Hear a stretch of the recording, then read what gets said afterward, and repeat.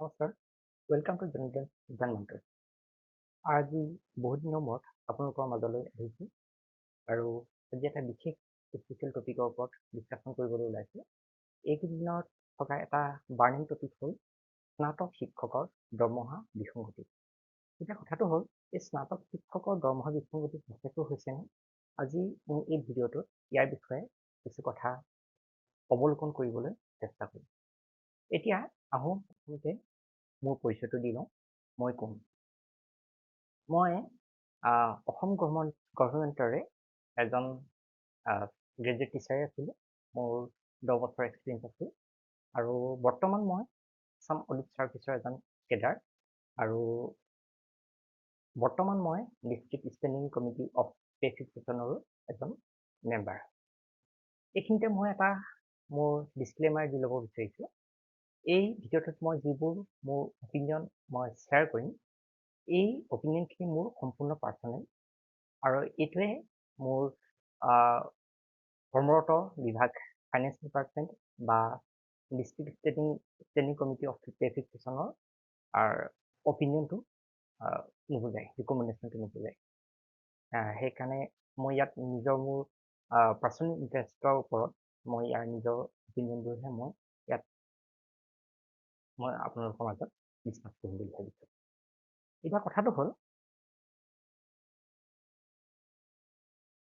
এইখন এখন আপোনালোকে তালিকা চাব পাৰে। এইখন all Assam secondary graduate teacher ফৰামে তৈয়াৰ কৰিছিলে। মই এইখিনিতে তেওঁলোকক ইমান সুন্দৰভাৱে লাগি থকাৰ বাবে ধন্যবাদ জ্ঞাপন কৰিছোঁ। লগতে আৰু তেওঁলোকক মই ক্ষমা খুজিছোঁ, তেওঁলোকৰ কোনো অনুমতি অবিহনে তেওঁলোকৰ এই তালিকাখন মই শ্বেয়াৰ কৰিবলৈ লোৱাৰ কাৰণে। সেইবাবে মই দুখিত। ইয়াত তেওঁলোকে কি ক'ব বিচাৰিছে সেইটো আমি ডিছকাশ্যন কৰিবলৈ বিচাৰিছোঁ।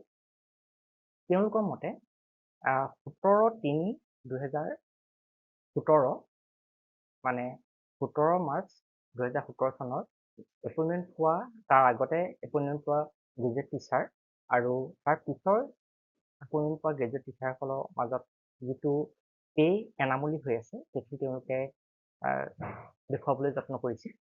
তেওঁলোকে কৈছে যে সেই 17 চনৰ যিসকল আগৰ টিচাৰ হয় তেওঁলোকৰ পে'মেণ্টটো মানে আমাৰ বিপিটো 6,680 টকা পৰা ষ্টাৰ্ট হৈছে, কিন্তু পিছৰখিনিত 5,200 পৰা ষ্টাৰ্ট হৈছে বুলি তেওঁলোকে ক'ব বিচাৰিছে। আৰু গ্ৰেড পে'টো একেই আছে আৰু আল্টিমেটলি PB আৰু GP মানে পে'মেণ্ট আৰু গ্ৰেড পে মিলি আমাৰ BP হয়, মানে বেছিক পে হয়। সেইটো 17 চনৰ আগৰসকলৰ কাৰণে 9,980 টকা ধৰিছে বুলি কৈছে তেওঁলোকে, আৰু বাকীসকলৰ কাৰণে 8,500 ধৰিছে বুলি কৈছে। আল্টিমেটলি 17 চনত ফিক্সেশ্যন কৰোঁতে 9,960 টকা ধৰাৰ কাৰণে 27,140 টকা 17 চনত হৈছে, আৰু বাকীসকলক 17 চনৰ পিছৰসকলৰ ইনিচিয়েল পে 22,100 পৰা ষ্টাৰ্ট হৈছে বুলি কৈছে। আচ্ছা, এইখিনিতে আমি ইয়াৰ ঘটনাটো কেনেকৈনো আমাৰ আগবাঢ়িলে সেইটোৰ ওপৰত আমি ডিছকাশ্যন কৰিম। ঘটনা আৰম্ভণি। ঘটনা আৰম্ভণিটো কি হয় চাওঁচোন। এইটো আমাৰ ষ্টাৰ্ট হৈছিলে ROP 2010-ত। ROP 2010-ত কি হৈছিল আমি অকণমান বুজিবলৈ যত্ন কৰিম। ডেটটো আছিলে 28 জুলাই 2010 আৰু এখন অৰ্ডাৰ পাছ কৰিছিলে by finance pay research unit department of Assam. তেওঁলোকে কি কৈছিলে আমি অকণমান চাওঁ। তেওঁলোকে কৈছিলে যে সেইখিনি তাৰ কাৰণে এপ্লিকেবল হৈছিলে fixation of pay of employee appointed as fresh liquid on or after February 2010। 2010-ৰ পিছৰ বা সেই 2010-ত 4 ফেব্ৰুৱাৰীত যিসকলে এপইণ্টমেণ্ট পাইছে বা তাৰ পিছত পাইছে তেওঁলোকৰ কাৰণে এটা বিশেষ প্ৰভিজন আনিছিলে। প্ৰভিজনটো কি আছিলে কওঁ,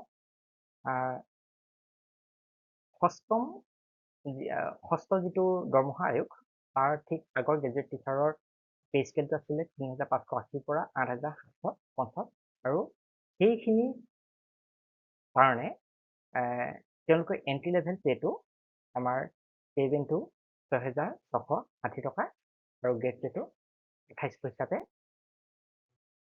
হ'ব বুলি কৈছিল আৰু সেই ২৮০০টোৰ পিছত ৩৩11 চনৰ পৰা হৈছিল। এইখিনি হ'ল কথা। তেওঁলোকৰ কাৰণে এটা স্পেচিয়েল প্ৰভিজন আনিছিলে। ঠিক আছে, এতিয়া আহোঁ আমাৰ কি হ'ল ইনিচিয়েল সেইবাবে কি হ'ল initial basic pay of graduate teacher as per ROP 2010 new recruitment যিখিনি 4 ফেব্ৰুৱাৰী 2010 হৈছিলে বা তাৰ পিছত হৈছিলে তেওঁলোকৰ বেচিক পেটো ষ্টাৰ্ট হৈছিলে ৯৪৬০ মানে ৬৬৬০ যোগ ২৮০০ গ্ৰেড পে। সেইটো আমাৰ ১/১/১১ হৈছিল আৰু ১/১/১১ যিহেতু গ্ৰেড পেটো চেঞ্জ হৈ গৈছিলে সেইকাৰণে বেচিক পেটো হৈ গৈছিলে 9960 ৯৯৬০ সেইটো আমাৰ ১৬/৩/১৭ হৈছে। এতিয়া ১৬/৩/১৭টো কিয় ধৰিলে? ঠিক আছে, সেইটো আমি জানিব লাগিব। ১৬/৩/১৭ এইটো কাৰণে ধৰিছোঁ মানে ১৭/৩/১৭ 17 মাৰ্চ 17 আমাৰ ROP 17খন এপ্লিকেবল হৈছিলে সেইকাৰণে তাৰ আগলৈকে সেইটো হৈছিল। এতিয়া আহোঁ ঘটনাৰ প্ৰকৃতি। এতিয়া সেইখিনিতে আমাৰ খেলিমেলিটো লাগিলে। এতিয়া 17 মাৰ্চ 17 চনত আমাৰ ৭ম দৰমহা আয়োগ যাক কওঁ আমি ROP 17 সেইটো এপ্লিকেবল হৈ গ'ল আৰু এইটো এপ্লিকেবল আমাৰ ১ এপ্ৰিল ২০১৬ পৰা আমাৰ পেমেণ্টটো এপ্লিকেবল হ'ল। কি ক'লে যে গ্ৰেড পে অফ 3300 যিটো গ্ৰেজুৱেট টিচাৰৰ পে হয় সেইটো ৰিভাইজ গ্ৰেড পে হ'ব ৮৭০০ আৰু সেইটো পে বেণ্ডটো পৰিব ১৪,০০০ পৰা ১৭,০০০। সেইটো প্ৰথমতে আমাৰ খুব কম আছিলে পিছত ১৭,০০০লৈ বঢ়াই দিয়া হ'ল। প্ৰথম ১৪,০০০ পৰা 49,000 আছিলে পিছত সেইটো বঢ়াই দিয়া হৈছিল। কি ক'লে যে initial basic pay of graduate teacher as per ROP 2010 for new recruitment is 22,700 আমাৰ 14,000 আমাৰ পেমেণ্ট হ'ব আৰু 8,700 গ্ৰেড হ'ব আৰু বিপিটো হৈ যাব 22,700। ঠিক আছে, আকৌ যিসকল এই 17 চনৰ আগৰ ছিলে মানে ROP এপ্লিকেবল হোৱাৰ আগৰ গ্ৰেজুৱেট টিচাৰৰ আমাৰ ইনিচিয়েল বিপিটো আছিলে ৯,৯৬০ টকা মানে ৬,৬৬০ লগত ৩,৩০০ গ্ৰেড পেটো যোগ হৈ পেলাই ৯,৯৬০ টকা হৈছিল। তেওঁলোকৰ কাৰণে যেতিয়া টেবুলখন আমাৰ চোৱা হ'ল যিখন আমাৰ টেবুল নং 1.13 পোৱা যাব 17 চনৰ 17 মাৰ্চত ROP 17ৰ যিখন টেবুল হয় টেবুল 1.13 তেওঁলোকত দেখা গ'ল কি যে যিহেতু ডিপিৰ ওপৰত বেছ কৰি আমাৰ ROPত পে বেণ্ড বা গ্ৰেড পে চিলেক্ট কৰা হয় তেতিয়া দেখা গ'ল যে আমাৰ ৯,৯৬০টো যিহেতু 9,870তকৈ ডাঙৰ হৈছে সেইকাৰণে তাৰ নেক্সট বিপিত আমি ধৰিব লাগিব মানে 10,170 টেবুলত যদি আমি চাওঁ বা পোনে যদি চাওঁ তাৰ আমাৰ বিপিটো হৈ যাব 27,140। ঠিক আছে, দেখিছেনে 27,140 আৰু আমাৰ 8,700 আমাৰ গ্ৰেড পে থাকিব। এতিয়া এইটো হ'ল আমাৰ খেলিমেলিটো। এতিয়া যদি কেনেবাকৈ যদি 17 মাৰ্চ 2017 চনৰ আগত এপইণ্টমেণ্ট পাইছিলে তেওঁলোকৰ ষ্টাৰ্টিংটোৱে হৈ যাব 27,140 বেচিক পেটো। কিন্তু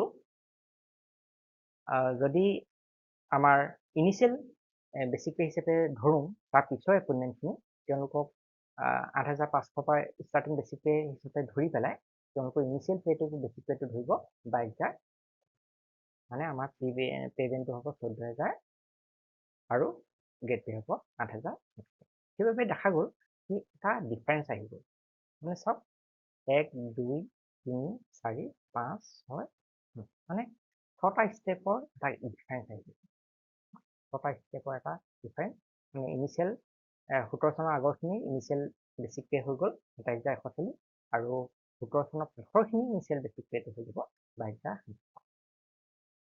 টকা আৰু সেইটো ওপৰতে ইমান ডিছকাশ্যনটো হৈ আছে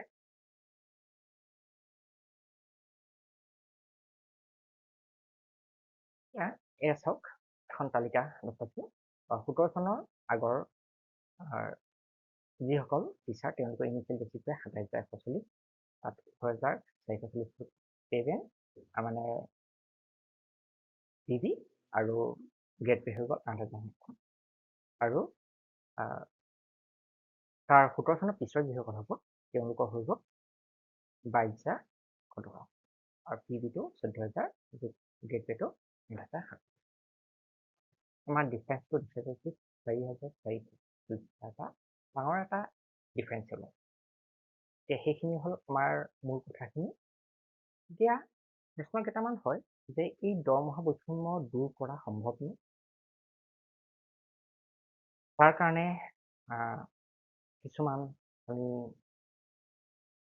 টেকনিকেল কথা আছে সেইখিনি আমি জানিব লাগিব সেইখিনি আমি আজি এই ভিডিঅ'টোত আলোচনা নকৰোঁ আমি নেক্সট ভিডিঅ'ত যদি আপোনালোকে মোৰ এই ভিডিঅ'টো ভাল পায় তেনেহ'লে আমি আলোচনা কৰিম বুলি মই কথা দিছোঁ মই যিমান পাৰোঁ তাৰ ওপৰত মোৰ নিজৰ যিটো বক্তব্য আছে মই আগবঢ়াবলৈ লগতে এটা প্ৰশ্ন হয় যে এই দৰমহা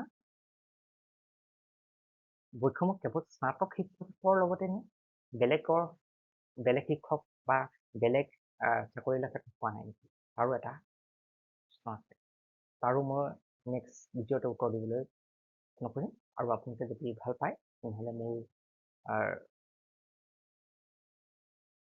ইউটিউব চেনেলটো ছাবস্ক্ৰাইব কৰি ল'ব ধন্যবাদ আৰু মোক আপোনালোকে যদি বিচাৰে তেতিয়াহ'লে আপোনালোকৰ যি প্ৰশ্ন মোৰ কমেণ্ট বক্সত দিবলৈ চেষ্টা কৰিব আৰু মই আপোনালোকক সেই কমেণ্টৰ যিমান পাৰোঁ উত্তৰ দিবলৈ চেষ্টা কৰিম আৰু ভিডিঅ' বনাই তাৰ উত্তৰ দিবলৈ চেষ্টা কৰিম ধন্যবাদ